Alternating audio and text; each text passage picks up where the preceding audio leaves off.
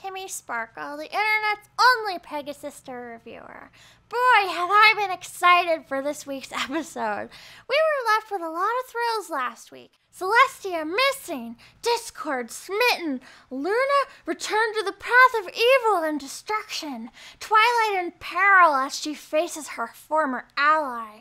With so much hanging in the balance, this episode promised to be full of twists and excitement. So, without further ado, let's take a look at Transylmania. It opens with a Twilight in the library, and not the princess castle where she lives now. I'm curious about how she got away from Nightmare Moon, but can only assume she fled to the library to try to research some way to vanquish her foe once again and free Princess Celestia. Her research is interrupted by a letter from Princess Celestia? What is happening? How is Celestia writing Twilight letters when she was never rescued from the events of the last episode? Worse still, her letter advises Twilight to find answers at the castle she and Luna used to live in ancient times. This is beyond irresponsible. As of the last episode, Nightmare Moon is still at large in that very castle. With uncharacteristic foolishness, Twilight goes to do her research as instructed, and we can see that Twilight is being pursued through Nightmare Moon's dark castle by the Mirror and the Moon herself. I mean, of course she is, because she should have known she was there. At this point, it becomes clear the letter from this so-called Celestia is actually probably just a trap laid for Twilight by Nightmare Moon, and that it all makes sense. As Twilight wanders unknowingly into the deadly trap, the episode intercuts scenes of the rest of the main six.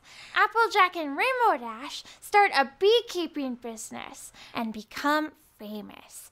Rarity blackmails poor Fluttershy into assisting her in a museum heist. As the episode went on, I only got angrier at what I saw. Where has Discord gone? Why are the vines no longer terrorizing Ponyville? Who is ruling Equestria in Twilight's absence? And, most importantly, how and why did Twilight escape Nightmare Moon? Did she give up on rescuing Celestia? Twilight loves Princess Celestia and would never leave her for dead. But then, the most terrible of all things occurred. In the climactic scene of the episode, Twilight wanders into the organ room and has her final showdown with the shadowy figure that has been pursuing her. It is revealed that the villain is not Nightmare Moon herself, but instead the pony we would have least expected to be an agent of darkness. Pinkie Pie! This ending is unacceptable. Pinkie Pie would never work for Nightmare Moon. She loves Twilight and her other friends, and is one of the elements of harmony. Worse still, Twilight doesn't even seem mad, even though Princess Celestia is probably dead. And who sent that letter anyway? It doesn't make any sense.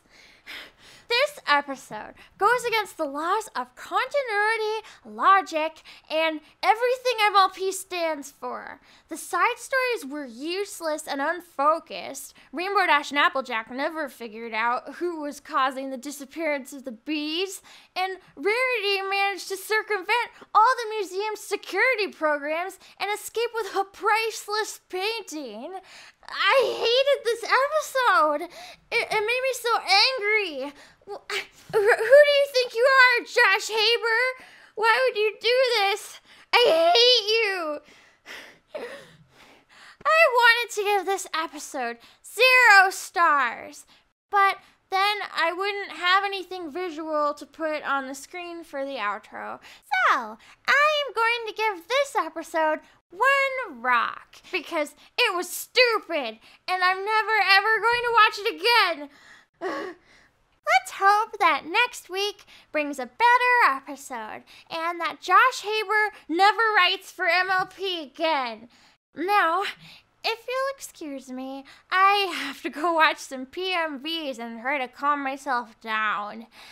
Until next time, I'm Kimi Sparkle, the internet's only Pegasus-Sister reviewer, and I hope your day sparkles! Except you, Josh Haber!